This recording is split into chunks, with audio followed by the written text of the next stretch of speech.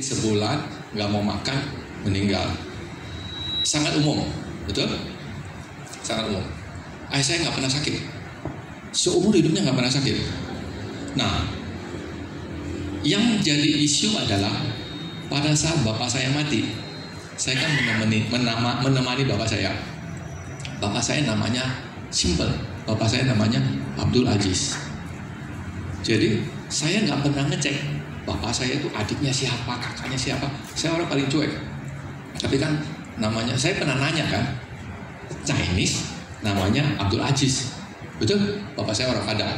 Nah, itu bagi saya ya sudah, bapak saya namanya Abdul Aziz kan. Bapak saya sudah meninggal.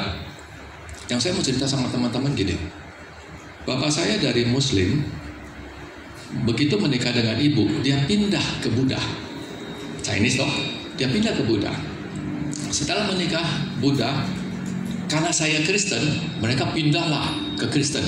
Karena mama saya selalu bilang gini, kan gua Buddha, kalau gua mati kan nggak ada yang sembayangin gua, loh. Jadi udah gua ikut lu aja jadi Kristen, gitu kan? Itu satu. Kedua, saya kenyang dengan ibu saya karena Alkitab itu dilempar. Alkitab itu dilempar. Ibu saya bilang gini, gua kasih tahu lu ya, yang kasih makan lu gua atau si bule. Jadi dia bilang Tuhan Yesus itu bule, karena kan dia lihat di foto kan, itu bule katanya. Saya nggak bisa komen, itu ibu saya loh. Dia tahu 6 tahun setiap hari saya duduk, saya berlutut, Tuhan kan sudah janji kalau dalam keluarga satu aja percaya seisi rumah, kan? Ibu saya tahu-tahu suatu hari, gua dibaptis loh. Nah, ayah saya ikut. Bapak saya dari Muslim ke Buddha. Dulu saya Buddha juga, pakai itu loh. Kalau orang Buddha kalau ada yang meninggal itu ikat kepala, masuk ke Kristen. Ayah saya sama ibu saya dibaptis di gereja Metodis. Puluhan tahun dia kebaktian di gereja. Selesai meninggal. Dan saya lihat dengan mata kepala saya sendiri. Saya tahu dari pembantu saya bilang gini, Pak, bapak tuh sebelum meninggal 2 bulan minta sarung sama saya, minta sarung. Bapak saya itu jam 4 pagi pasti bangun kan, dulu kalau Muslim mungkin jam 4 bangun ya, sembahyang kan. Saya juga nggak tahu, setelah meninggal baru saya tahu ceritanya. Nah, bapak saya itu bukan stroke ya, udah 89 di ranjang, tidur, ranjangnya cukup besar, 2x2 dia tidur, gerakin kepala aja nggak bisa. Nah, maksudnya saking lemesnya, saking udah nggak ada tenaganya. Itu sebulan terakhir ya, dia masih pakai tongkat biasanya mau makan. Ini udah nggak mau disuapin. Saya mau kasih tahu teman-teman ya, pada saat orang mau mati itu benar-benar pertarungan hidup dan mati. Dia ikut siapa? Ngerti nggak? 1 bulan 2 bulan sebelum dia meninggal, dia minta, mana sarung gua, mana kopiah saya. Oke. Sekali waktu jam 4 pagi kakak saya telepon, rumah saya sama papa saya itu nggak jauh. Kakak saya telepon, kesini lu katanya. Jam 4 pagi saya bilang, bapak lu teriak-teriak. Bapak dia juga sebenarnya kan, bapak lu teriak-teriak katanya. Saya ke rumah kan, jam 4, selalu jam 4 bapak saya bangun, teriak-teriak dia. Oke. Saya datang, dia diam. Saya datang, dia diam. Dia tidur, ya kan, cuma bisa teriak-teriak. Saya kasih tahu teman-teman ya, gerakin kepala aja nggak bisa, belokin badan aja nggak bisa. Hari terakhir 3 atau seminggu terakhir, kakak saya telepon jam 4 pagi yang sama, kesini loh. Saya ke situ. You tahu, ranjang itu 2x2. Bapak saya kan tidur begini, ya, tidurnya sudah nggak tahu kemana, posisi badannya, seluruh spray di ranjang itu lepas, copot. Yang copot itu siapa? Belok kepala aja nggak bisa, itu spray lepas. Berarti gue waktu ngeliat gitu, bulu kuduk saya juga berdiri kan, itu bapak saya. Cuman saya mau kasih tahu teman-teman gini, saya tahu itu pertarungan antara hidup dan mati. Bapak saya susah ngomongnya karena sudah 89, sudah budak kan, sudah telinganya nggak dengar, ngomong pun kadang-kadang karena sudah lama tidak berbicara, susah ngomongnya. Saya cuma ingat satu, di kupingnya saya selalu bilang, panggil nama Tuhan Yesus, panggil nama Tuhan Yesus. Meskipun dia Kristen, dia dibaptis di gereja Metodis puluhan tahun, panggil nama Yesus, panggil nama Yesus. Sekali waktu, saya waktu bopong dia bilang gini di mulutnya, itu Tuhan Yesus. Bagi saya itu, saya plong, berarti saya lega. Oke. Setelah bapak saya tadi saya cerita tidurnya begini, kami doakan, ya. Nanti ada kesaksian yang lain saya bisa cerita. 3 hari sebelum bapak saya meninggal, dia tidur dengan tenang. Tidur dengan tenang, tidak ada biasanya teriak-teriak jam 4. Dia tidur dan tenang, sampai hari terakhir dia dipanggil Tuhan. Saya mau nanya hari ini ke teman-teman, itu orang, bapak saya ya maksudnya ya, Islam, Buddha, Kristen puluhan tahun, meninggal kayak gitu. Sekarang saya mau tanya ke teman-teman, angkat tangan di sini, siapa yang hari ini pasti yakin gua naik surga? Saya mau kasih tahu, jangan cuma gampang angkat tangan, tapi kalau kesaksian hidup kita tidak mencerminkan apa yang Tuhan Yesus mau, ngerti nggak? Dan saya mau ingatin teman-teman, ada kuasa dalam nama Tuhan Yesus. Saya pernah pelayanan ke Palu, ke pedalaman Palu, rame-rame sama teman-teman, jauh rame-rame lah.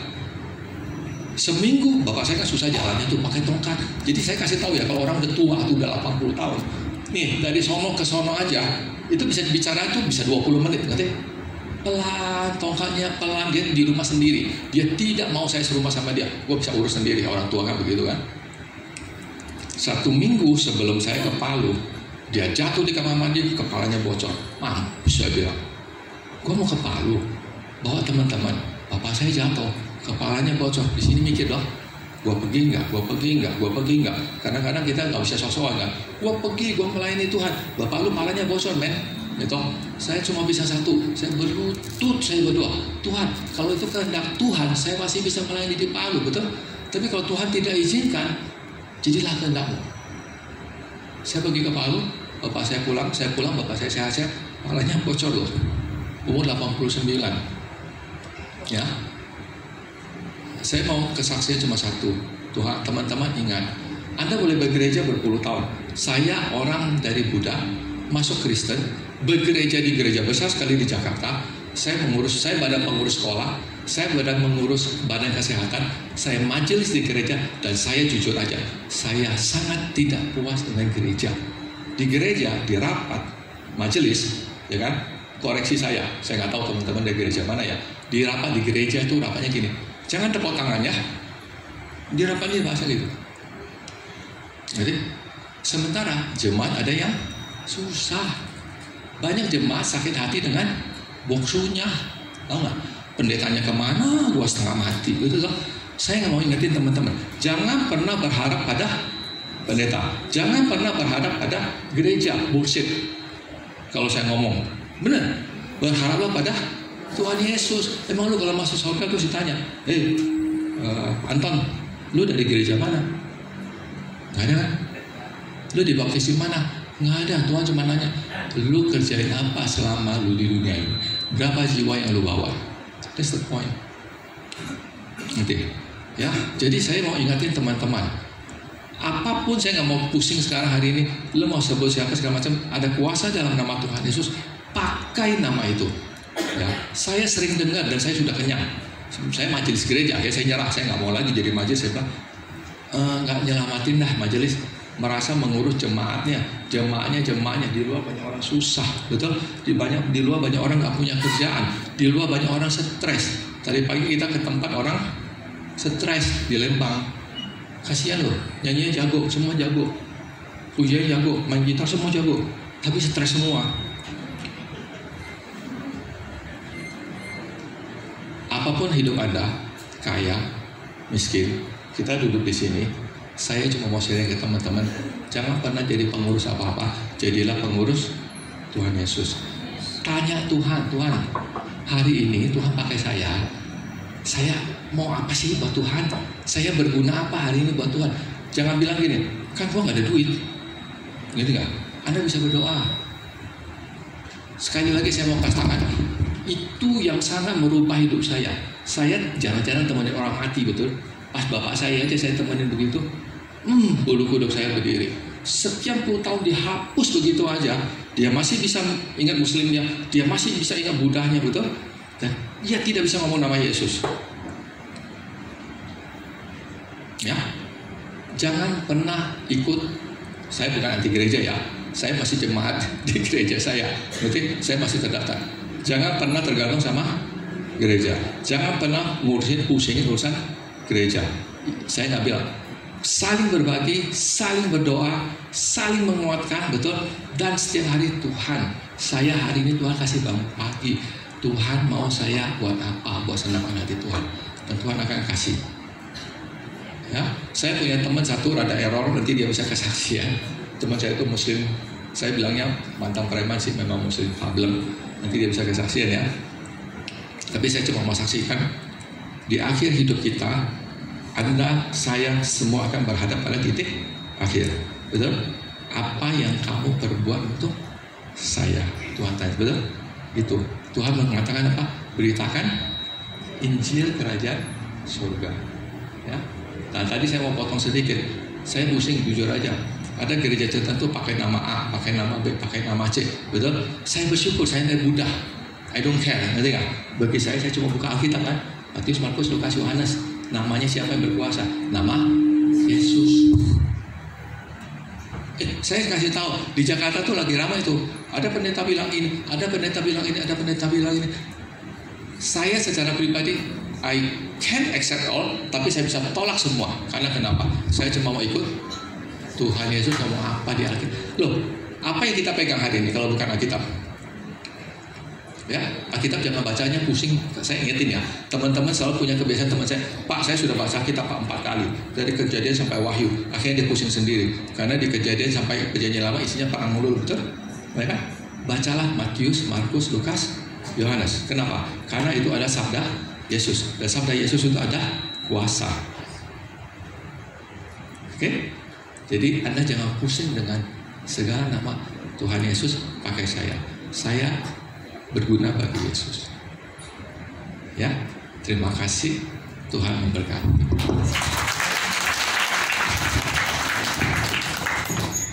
Ya, terima kasih Pak Tarno. Ya, satu kesimpulan yang disampaikan dari kesaksian Pak Tarno, beliau orang di Jakarta. Yesus bersabda, Yohanes 14 ayat 6. Yesus yang ngomong ya. Akulah jalan dan kebenaran dan hidup. Tidak seorang pun sampai ke surga jika tidak. Jangan lupa nanti di rumah baca ayat 7-nya ya. Sama itu satu paket. Endingnya Yohanes 10 ayat 30. Aku dan Bapa adalah satu. Nanti dijelaskan oleh Ibu Veronica. Kita siapkan hati kita untuk mendengar sabda Tuhan Yesus. Mari kita naikkan pujian Seperti Rusa. Lagu ini sangat menyentuh hati kita. Ya, boleh bangun berdiri supaya semangat ya. Jangan kedinginan karena AC ya. Seperti rusa rindu sungaimu, jiwaku rindu Engkau. Kaulah Tuhan hasrat hatiku, ku rindu menyembahmu. Engkau kekuatanku Bapa, Engkau kekuatan dan perisaiku. Kepadamu rohku berserah. Kaulah Tuhan hasrat hatiku, ku rindu menyembahmu. Katakan kepada Yesus, Yesus, Yesus, Kau berarti bagiku. Yesus, Yesus, Kau segalanya bagiku. Engkau kekuatan dan perisaiku Tuhan Yesus. Engkau kekuatan dan perisaiku. Kepadamu rohku berserah. Kaulah Tuhan hasrat hatiku,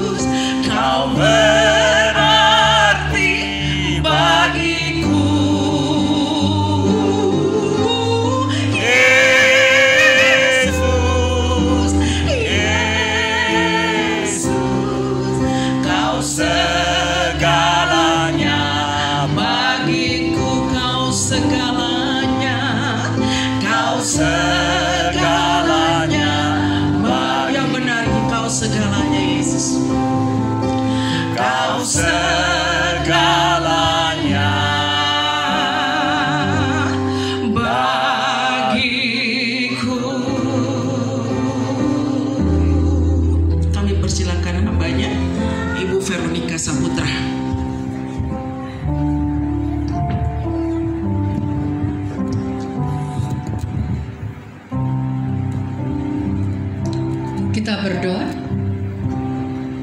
Tuhan Yesus Raja kami, Tuhan Yesus yang maha mulia, maha agung, Tuhan yang sangat mengasihi kami.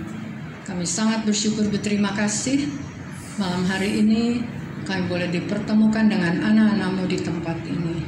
Bapa, sebentar hamba akan membagikan pengalaman hamba secara pribadi bertemu dengan Engkau Tuhan Yesus, percaya kepadamu dengan segenap hati Tuhan Yesus, sehingga itu boleh menjadi berkat bagi anak-anak-Mu di tempat ini. Mohon kiranya Roh Kudus yang memimpin setiap kami, menguasai setiap hati dan pikiran kami. Semua roh najis yang mungkin berteritorial di tempat ini, roh pendamping penguntit dari siapapun, semua harus menyingkir, kuasanya dimusnahkan di dalam nama Yesus. Terima kasih Tuhan Yesus. Terpujilah namamu kekal selama-lamanya.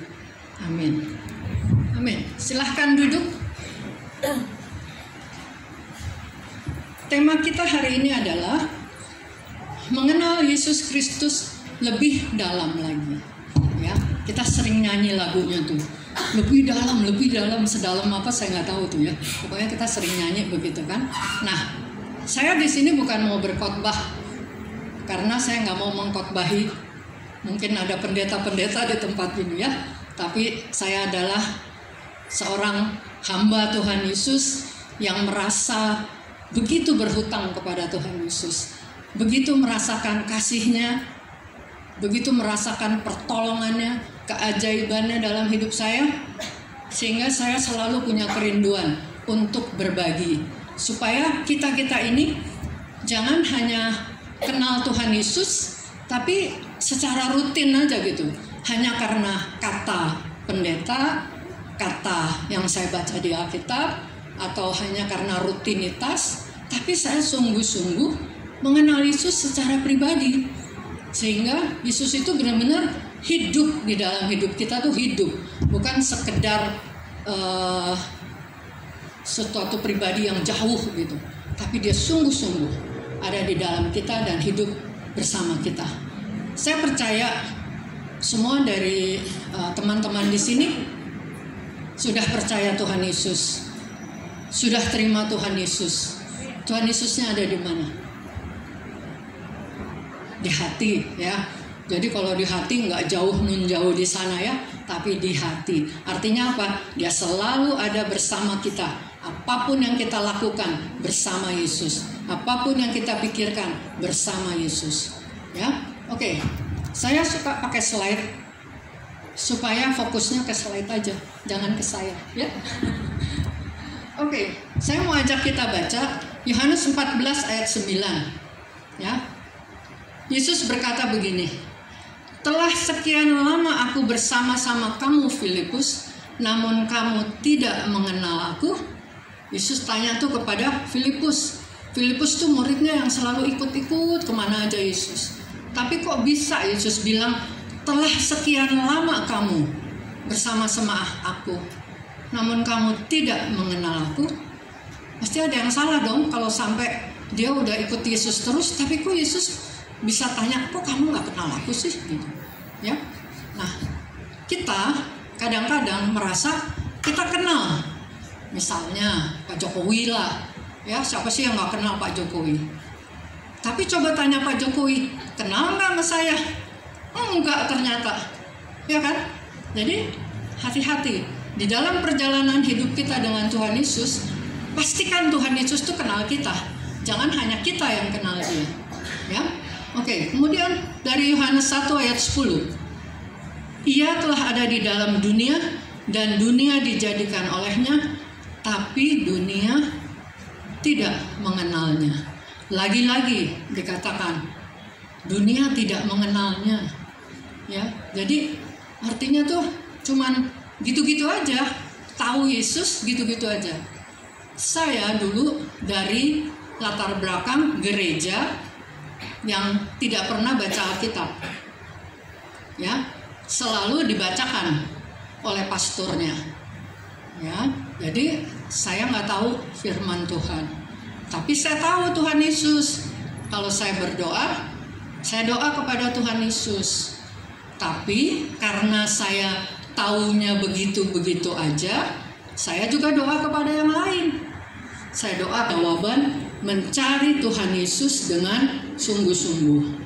Ya, jadi itulah kenapa sebabnya kadang-kadang tuh di dalam hidup kita Tuhan izinkan ada pergumulan. Tujuannya apa? Tujuannya adalah untuk mendorong kita supaya kita mencari Tuhan yang sesungguhnya. Karena biasanya dunia tidak mengenal Dia. Biasanya hanya rutinitas. Kita ke gereja, kita berdoa, kita nyanyi, ya gitu-gitu aja. Tidak merubah hidup kita, tidak membuat kita menjadi manusia baru dengan karakter yang baru yang Tuhan Yesus inginkan. Ya, next. Jadi ini kalau Tuhan Yesus tanya, menurut kamu siapakah aku? Jawabannya apa kira-kira?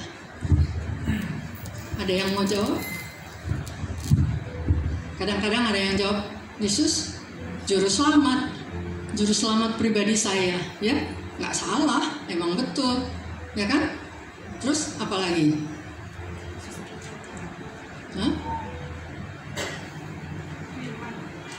Yesus adalah firman yang hidup, ya, amin. Oke, ada lagi mungkin yang mau jawab? Dulu saya taunya Yesus itu Tuhan, ya. Kalau soal juru selamat itu taunya setelah saya bertobat, karena di dalam gereja saya tuh nggak ada istilah juru selamat, itu nggak ada. Adanya Yesus putra Bapa, ya, Yesus anak Maria, ya. Jadi karena posisinya anak, kadang-kadang jadi cari koneksi, butuh lewat ibunya gitu. Kan orang suka gitu kan, suka lewat mamanya deh, kali-kali mamanya bisa nolong gitu. Ya. Nah, ini yang harus kita jawab. Menurut Anda sekalian, siapa sih Yesus itu buat saya? Ya, tapi saya mau coba jabarkan pertanyaan-pertanyaan yang umumnya orang itu bertanya-tanya. Next. Nah, ini tadi saya ceritakan, ini ayat favorit saya, Roma 8:28, bahwa ada rancangannya yang baik di balik semua itu. Kenapa? Karena kita percaya Tuhan Yesus baik, sangat baik, ya. Jadi kita percaya rencananya baik bagi kita. Tapi jangan salah, jangan mengharapkan rencana Tuhan Yesus itu memberkati kita dengan wah, uang yang banyak atau makanan yang berkelimpahan. Bukan itu. Yang utama bagi Yesus adalah urusan roh. Tuhan Yesus mengasihi kita, mau menyelamatkan kita. Makanya ketika dia pertama kali datang ke dunia untuk memberitakan Injil Yesus Kristus, dikatakan, Yesus katakan apa? Bertobatlah sebab kerajaan sorga sudah dekat. Jadi Yesus tuh nggak pernah pusingin soal jasmani, karena dia bisa lakukan apa aja. Tapi yang dia inginkan adalah orang itu bertobat sehingga rohnya diselamatkan, ya, sehingga hidup dalam kerajaan sorga. Itu yang utama, ya. Next. Nah, pertanyaan yang umumnya, Yesus itu Tuhan apa bukan sih? Ya, saya pernah meragukan karena doa saya nggak dijawab-jawab. Udah capek berdoa, berpuluh-puluh tahun saya berdoa, kok Tuhan Yesus nggak jawab-jawab sih? Kok Tuhan Yesus nggak dengar saya sih? Tuhan ada nggak sih? Saya pernah gini ya, jangan diikutin ya, kurang ajar sih. Saya pernah doa gini, bilang gini, Tuhan Yesus, ngomong sama Tuhan kayak ngomong sama tembok, nggak ada jawabannya, bolak-balik gitu-gitu aja gitu. Tapi saya udah minta ampun sih, itu ucapan yang kurang ajar ya. Nah, ketika kita dalam satu posisi kondisi yang begitu terpepet, putus asa, kita kadang-kadang meragukan, Tuhan ini ada nggak sih? Tuhan dengar nggak sih doa saya? Tuhan tahu nggak sih? Gitu kan, begitu kan? Itu yang terjadi. Lalu ada juga orang tanya, Yesus itu Tuhan apa manusia sih? Kok mati sih? Katanya. ya kan? Sering gitu. Kemudian ada juga yang bilang Yesus nabi bukannya Tuhan, ya. Kemudian apakah Yesus yang mendirikan agama Kristen?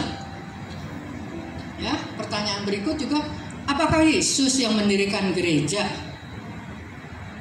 Yesus bukan. Ya, kita lihat jawabannya berikutnya. Yang pasti kita semua percaya Yesus Kristus adalah Tuhan. Dia Tuhan yang hidup, bukan Tuhan yang dulu ada sekarang nggak ada. Dia selalu ada, dahulu, sekarang, dan selamanya. Dia tidak pernah berubah. Dia mengasihi kita. Dia rela mati di kayu salib, mencucurkan darahnya untuk kita, supaya kita memperoleh pengampunan dosa. Ya, jadi Yesus itu definitely Tuhan. Dia turun dari sorga, dia bersama Bapa rohnya, itu adalah yang empunya sorga. Jadi dia turun dari sorga, makanya ketika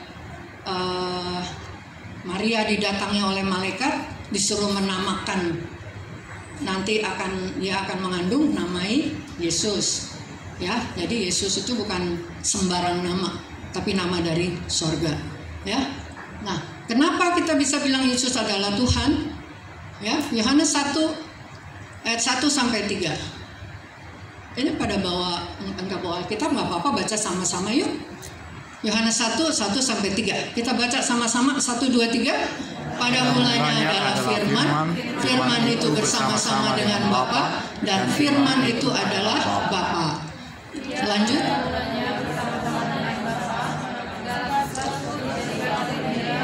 Tanpa dia tidak ada satupun Lah dijadikan.